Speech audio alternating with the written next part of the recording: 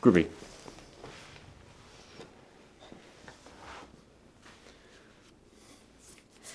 You're wearing green. Fuck!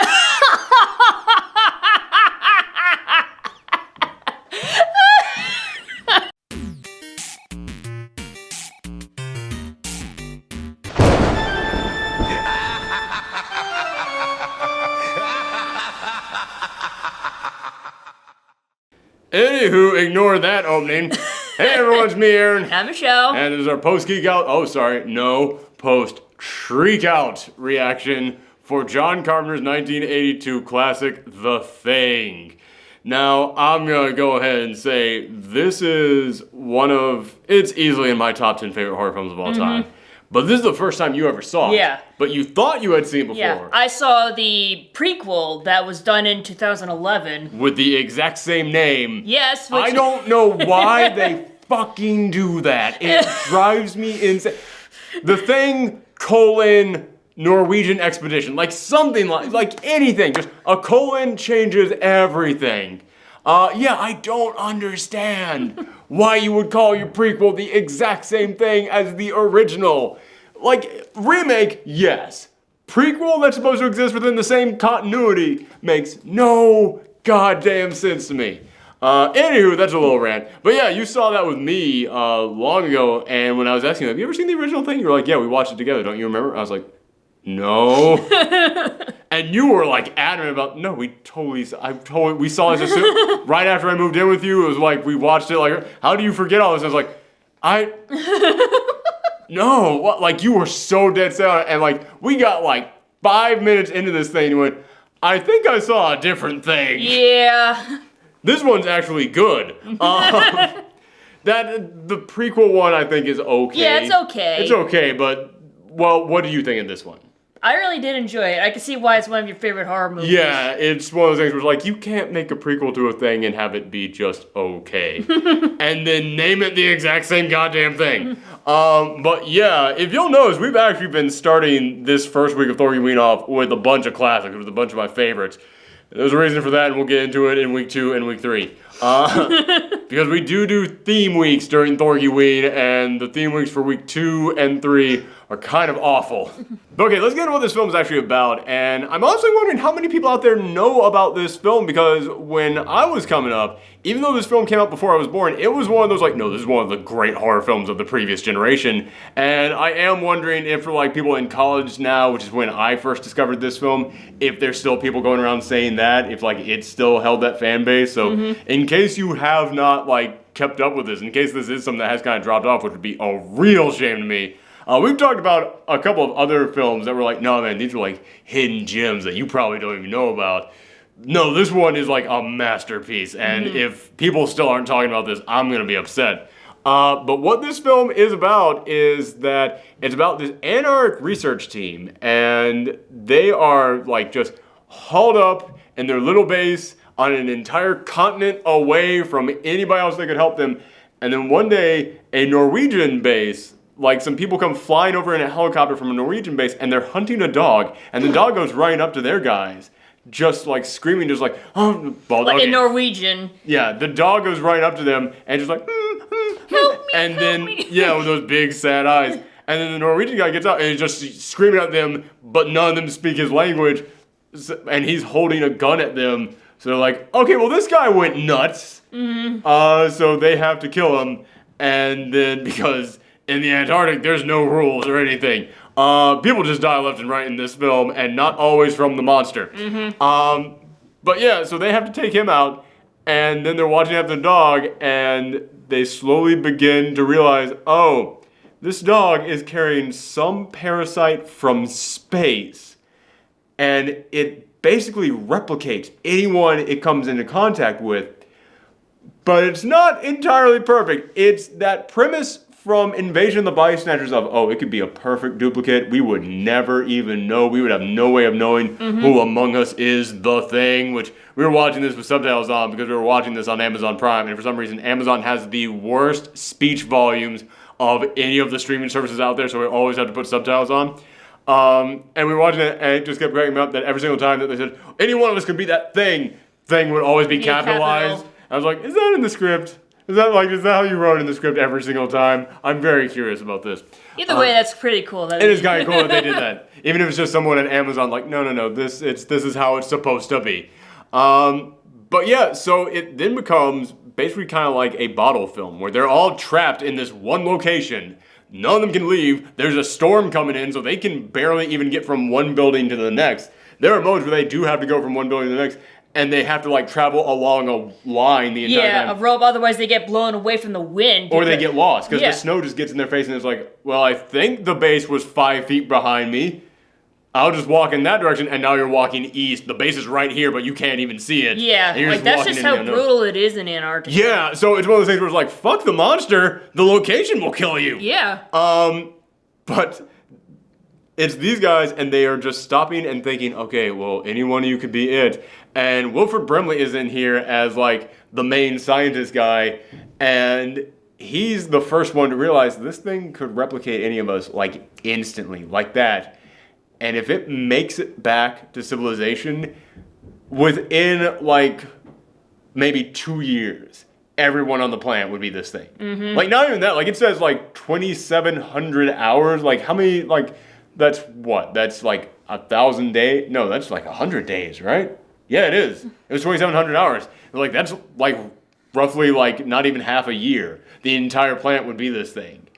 So he just goes nuts and is just like, screw it, I gotta take out anybody else here because every single one of us could be it. And that's kind of the paranoia that overtakes everyone after this. Mm-hmm. After that moment, everybody in this little bunker basically realizes, oh, this is what's at stake. Any one of us could be that monster. Any one of us could be that creature, and we would have no way of knowing. But it's not like Invasion of the Body Snatchers, where you just look like that person. This is like Lovecraftian stuff. Yeah. This is true body horror stuff because the thing doesn't get you quite right. At least not at first. Eventually, it'll have you down perfect and there's no way to tell. But when it's first trying to figure you out, like you'll have like giant like flipper hands and like you won't be able to speak. You'll just be making like sounds. That's not that bad. But eventually it gets to a point in which they start mutating into giant-ass monsters.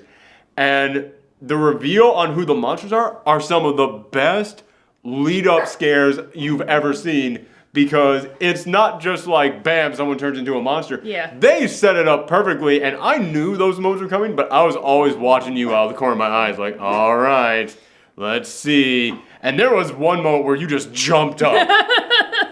You jumped up and went, I did not see that coming. But one thing that makes these monsters so good... Hey, Peach, come back here. It's okay, Peach. One of these things that... Peach, is it the thing? Is it the thing out there? Are you barking at the thing? Do you sense a monster? Weirdest thing, so many of the horror films that we've watched this year have had dogs barking in them, and Peach always freaks out whenever a dog starts barking in a movie. There is a horrendous scene involving an entire group of dogs. Mm-hmm. And Peach just sat there and stared at the screen. And I was like, really? This, the most horrific dog murder scene in movie history, is the moment that you're just like, nah, I'm fine. I'm chill. That's not a real dog. All right, fine. I'm not going to question you suddenly behaving. Great.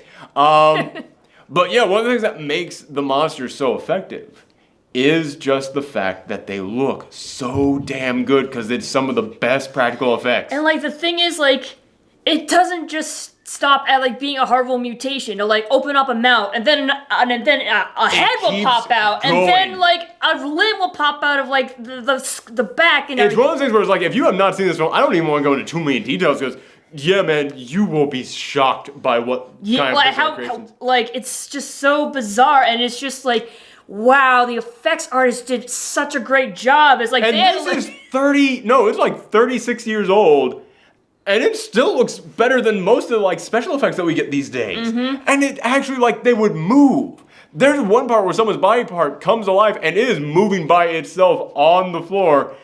And I was looking at that, I was like, that's not a special effect. They actually built like a robot to move around, and it looks so damn good. Yeah, like I feel like if they remade this with like CGI, it would just look very cartoony. We know for a fact that's what happened, because that's what they did in the 2011 prequel, and it did look very cartoony. We know that's what would happen. Yeah, and I remember people were pissed in the 2011 prequel, which was basically the exact same goddamn movie, because it was now focusing on the Norwegian base, and except that like half the people there spoke English for some reason. Yeah. Like I guess all the English speakers died. Yeah. But yeah, it focused on them, and it was the exact same thing of like, oh hey, it could be any one of us. People are turning into things. And I'll admit some of the designs that they came up with for the mutations in that film looked good, but they were so heavily CGI that you could easily tell, yeah man, that ain't there. That's not a real thing. But in this movie, when something is freaking out and splitting its body parts apart, yeah, it freaks you out. I mean, again, I'm not going into too many details about what they looked like because I do want people to discover this on their own. But I will talk about, like, the dog. The dog, we all know the dog is up to something. In fact, that was an amazingly trained dog. Because that dog, just the way that would stand and never bark, and just stare off into the distance and be perfectly calm at all times, like, you watch that again, knowing what the thing is and what it became, and you're like, oh, that dog is plotting. Yes. That dog is waiting. That dog is watching and observing and just waiting for the right moment. Exactly. But when that dog starts mutating, first off, just like little worms start sprouting out, and it's like whips just going everywhere. And I was like, okay, that's freaky. Then its head splits open. Yeah, it was like like a flower almost, like petals just blooming out. And like the dog's skull, and they're all just, and then like spider legs come. It's like, man, you could have just stopped at any of these and been fine. Yeah, but they just kept going. And that's what makes it so freaky. Yeah. And it's like, it makes sense too, because they explain that this thing goes from planet to planet. It absorbs like all the DNA from the life forms there, so it makes sense for it to have like all these different forms. Yeah. And it's so weird that like, this is a thing that, yeah, it's just gone from planet to planet, just absorbing everything. And you would think that at that point it would gain like more knowledge, but it's just such a dick. Like it's so weird to me that the thing, it's like, you feel like the thing should have like heightened levels of intelligence. I was like, nah, it doesn't, man. It is all about survival. But there comes that moment in which one of the people who has been taken over, and again, I'm going to try and be like vague about who gets taken over in this film, but one of the people who gets taken over, they discover they've been building a spaceship out of helicopter parts in their in the basement. I was just like, it was this smart the entire time? Because before that moment, I had just assumed that the spaceship it was on belonged to a completely different alien race that the thing had just gotten attached to, and now it came into hijack. But when you see that moment, you're like, oh shit, this thing is like a parasite that can actually think. It's like if germs were like, I have to infect as many people as possible, so I'm going to build a spaceship. Like that level of intelligence for a parasite. It's like, Jesus, that is really disturbing on a whole other level.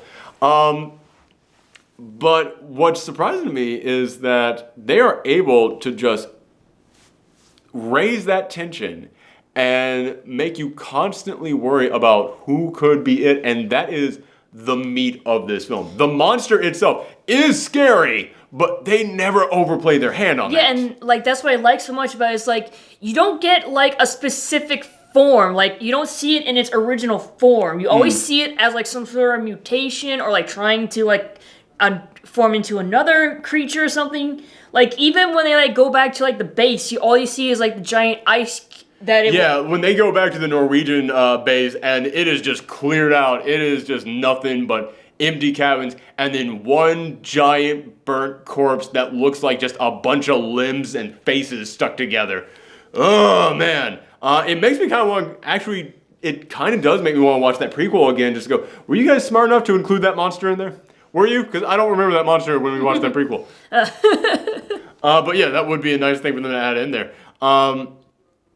So yeah, this film, it does a great job of just, when it gets to that point where everybody knows that any one of them could be the creature, they actually do like start attacking each other in ways that make you think, oh shoot, well the monster doesn't even have to do anything. The monster can just sit back and let you guys take care of yourselves.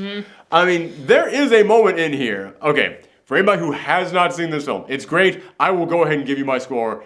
This is a perfect 10 for me. I have watched this about 4 or 5 times, and it's been about 5-6 years since I saw it last. It was like right before you moved in, so like 7 years ago was the last time that I saw this. And for some odd reason, I enjoyed it more this time than I ever have before. Like, it just gets better to me as time goes on. And I think that all the actors are fantastic in here. I absolutely love Kurt Russell as McCready. Kurt Russell, this is one of his defining roles to me. And also, there's a ton of other actors in here who I did not recognize the first couple times I watched it. Like, I had no idea that, I want to say Ving Rhames, but that's not it. Keith David. I had no idea that Keith David's played Child in here. For years, I had seen this film and had no idea that was Keith David, because this is like one of his earliest roles. Yeah. And yeah, man, Keith David was like the one guy whose voice got deeper even after he stopped going through puberty. Like, his voice just kept getting deeper as he got older and older and older. So it wasn't until halfway through this movie that I was like, I think that's Keith David, but his voice isn't nearly deep enough.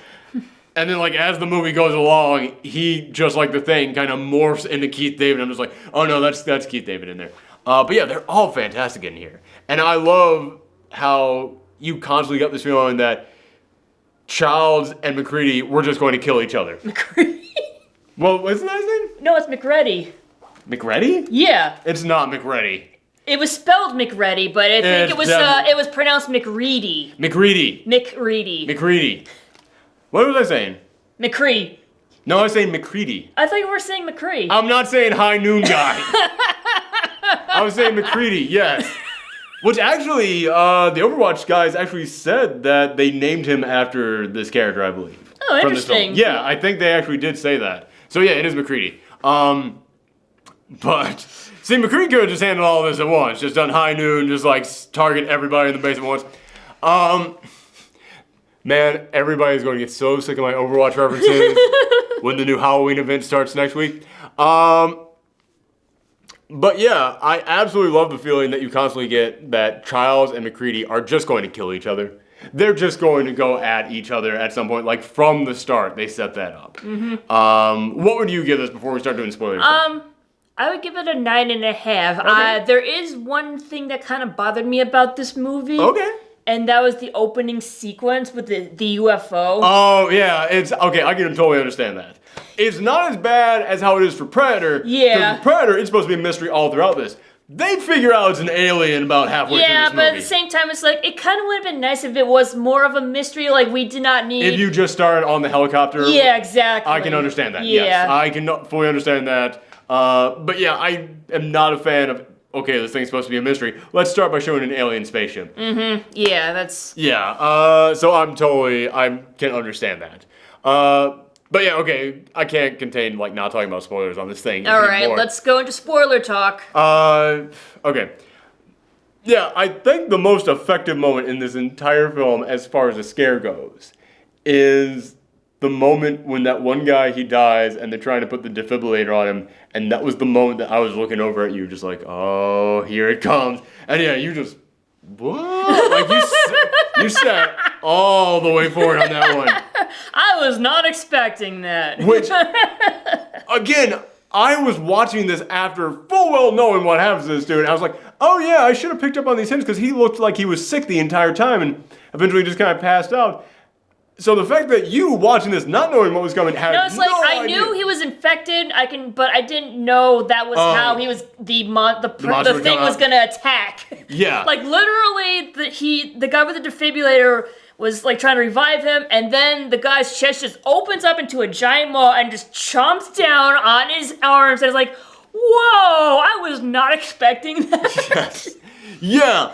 But as we were saying, it doesn't just stop with that. Oh, no. Because after his hands come out, it's like, okay, this guy with now a giant mouth in his stomach would be enough. But then a giant tapeworm-looking thing pops out of him with his face at the top of it, but face with like fangs and stuff on. And they try and burn it, and as they're burning it, his normal head falls over and it's like extending off with cords and like green vines just clinging it between his head and his body, and then it falls off and falls down to the ground, and then spider legs pop out and like weird like little googly eyes like pop out. It looks like something out of that anime Parasite. Yeah. Yeah, it looks exactly, which I would not be shocked if that took influence from this.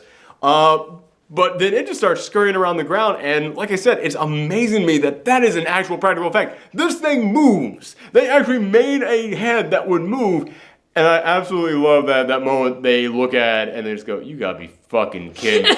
Because you know that's what the entire audience was thinking at that point. Like, it just mouth, tapeworm, face, and it keeps going. Mm-hmm. And what blows my mind is that they created this prop that could actually move, actually skitter along the floor, and then they had to actually set it on fire. Man, I can't imagine creating something that elaborate, and yeah, they're gonna destroy this thing. So we gotta get this in one take, because if we can't get it in this one shot, we're fucked. Yeah, I'm wondering how many duplicates they had of I'm the sure props. I'm sure they had some duplicates, but I'm sure it got expensive if they made more than 2 or 3 of them. But as we were saying, another one of the great reveal moments in here is when they've got everybody tied up and they're doing tests on all of their blood to figure out who's who. And Clark, who everybody this entire time would be like, watch Clark. Something's up with Clark. He was hanging out with the dog. Yeah, he was the one who was with the dog the most. Yeah. So they were all very suspicious of him. Everybody was very, very suspicious of him. And there came a moment after Kurt Russell had been left out there to die in the snow. Sorry. He's left out there to die in the snow because they found some tattered clothes of his. They're like, it must be him. It must be him. So they just unhook him while they're out there walking around, and they go back and leave him to die. He comes back through the window with dynamite at that point, and he's like, if any of you try and set me on fire, you're gonna blow all your asses up. So all you back the fuck up. And that to me is one of the best moments in this film, because you're looking at it, it's like, this is supposed to be our hero, and he's going just nuts, threatening to murder everyone else. And as they're testing everyone, MacReady gets everybody tied up, and he's got everyone tied up there, and Clark is just slowly making his way to him, and he is going, all right, trust me, I know what I'm doing, I know I'm not the thing, I know I'm not it. And then Clark comes at him, and MacReady shoots him in the head, and then afterwards, they test Clark's blood, and they find Clark was not the thing, Clark was human. And Childs just looks at him and goes, that means you're a murderer. And I was like, yeah, our hero just killed an innocent man in cold blood, because that's how paranoid the thing makes you. I love that this film was not afraid to go, this monster is so bad, it's just gonna mindfuck everyone to the point where no one's even really a hero anymore. Everyone by the end of it is not coming out of it completely sane and rational. No, it's not about being good or anything. It's about survival. Yeah, that is it. Which is another great reason why you should set this in the Antarctic. Because up there, yeah, man, You mean down there? Down there, sorry. Well, there's no up or down in space. I meant on the globe. I know, I'm kidding. I'm trying to save my ass here on that one. But yeah, another great reason to set in the Antarctic is simply because it's like, yeah, dude, if you want to make a film that's all about survival and survival being the #1 objective, the Antarctic is where to go. That is the place to set this. So yeah, I think it is fantastic, every single thing that went into this film, every single beat that they thought out for how to build that tension, the location being as big an enemy as anything else in here, being able to get it to the point where even the audience doesn't know who to trust, because yeah, you're following MacReady, and MacReady is talking on the radio, and he's making a recording so that whoever finds them after this can possibly go out there and know what happened. And then when you find MacReady's torn up clothes, and it's right after MacReady said, yeah, whatever the thing is, I don't think it can merge with your clothes. I found some torn up long johns, but no one knows who they belong to. It's enough to make you go, oh shoot, maybe MacReady is one of these things. But even during that scene where they've got everyone tied up, even when it's okay, it wasn't Clark, but I know who it really is. It's you. That's why I'm saving you for last. And it's nope, whatever the guy was that he was testing right there, that was the thing. And they're now tied up with this monster, and this monster's head just starts splitting open like a giant Venus flytrap, and they're all there tied on the couch next to it. It's such a great... I've always said, to me, the #1 thing that I'm afraid of is a situation where you can't escape. In the Antarctic, during a storm, can't do that, but they even locked these guys and tied them up on a chair with this thing. Speaking of that, one of my favorite lines in this entire movie, It's a line that I used to quote all the time back in college. Was, "Gentlemen, I'm sure that we've all been through a lot, but if it's all the same to you, I'd rather not spend the entire winter tied to this goddamn chair." I love that read. That line is so great. But at the end of this film, it all leads up to what I think is a perfect ending for this movie. Because at the end of this movie, this whole film is just about being bleak. It's about like, no man, it is not about, it eventually gets to a point which is not about good, it's not about bad, and it's no longer about survival. No. Like, he flat out says, listen, none of us are surviving this, and he basically turns to the audience and goes, get prepared, folks. There's no one coming to save us at the end of this thing. It's like, we have to make sure this thing does not reach civilization. It is now solely about, can we kill this thing before it gets out of here? Right. Yeah, they have realized, which makes them, like, despite the fact that we just watched this guy kill an innocent man in sheer paranoia and watch all of them turn on each other and go nuts, it still makes them heroes because all of them basically agree, yeah, man, I know I'm going to die, but if I'm going to die, I'm going to die saving the entire planet. Yeah. It's like, damn, man. You root for these guys there at the end so bad. But it all gets to that point in which the entire base is blown up. Like, as soon as the fires die down, they're just gonna die in the cold. Yeah. That's it. But it all leads up to the only two people left alive are McCready and Childs. The two guys throughout this entire goddamn film, they've been like, they're gonna be at each other's throats. They're gonna murder each other at some point. Like, they even flat out hint at some point they're going to try and kill each other at some point. And it all leads up to the two of them sitting there. And earlier, they had all left, and they told Childs to stay behind in case they see Wilford Brimley, who was the guy they locked up out there, who also has another great line that I used to... Back when I worked at the comic book store with Vic, who you guys will be meeting sometime today, he and I used to also quote all the time, "I'm all better now. I like to come back inside." We used to quote that one constantly. But they go out there to meet him, and they say, all right, we're going to give him the test, but if you see him coming up without us, burn him. You need to stay here and make sure of that. Then as they're looking for Wilford Brimley, they turn around and was like, I thought I just saw Childs walking around. Huh? I didn't see him over there. And then at the end of this, it's Childs and McCready. McCready's like, what were you doing outside the base? Oh, I thought I saw Wilford Brimley walking around. Okay. And you can tell neither of them trust each other. Yep. And they're both just sitting there like, we're going to die here. As soon as these fires die down, we are dead men. That is it. That's the end of the story. Unless one of us is the thing. If one of us is the thing, then that one can freeze itself as soon as the fires die down, and they'll survive, and the world is still possibly doomed. And it just leaves you on that. It leaves you on these two guys just sitting there, just looking at each other, as it just pans out and just the fire's all around them, and you just know, okay, either our heroes are going to die, but they save the world, or our one hero is going to die, and the other one is already the thing, and the thing kind of won. Or they will just murder each other.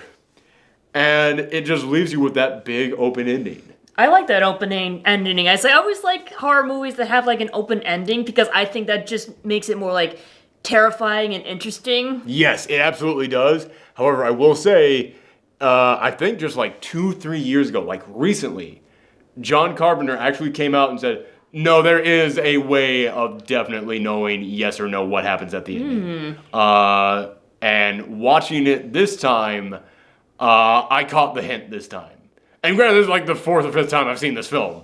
But watching it this time, I went, oh, I see what he's talking about. I don't know if you want to know. I don't know either. Okay. Okay, I won't say it then. I will leave that open to all of you at home. But there is a definite way of telling what happens there at the end. And it is so insanely smart. It is so goddamn smart what they do there. To basically let you know, yeah, here's the actual answer to that question. And again, it is a thing that I had to watch this 4 or 5 times and be told, no, there is a hint to look for before I was able to pick up on it. But yeah, it is genius how they end this film. Yeah, I stand by it. I gotta give this thing a perfect 10. But I understand like the half point you're taking off. Like, Again, if you don't give it a perfect 10 out there, if you give this a 9, 8, 7, great. If you start going down to 6, I'm going to have questions on all of you. But yeah, man, this is an absolute film to recommend.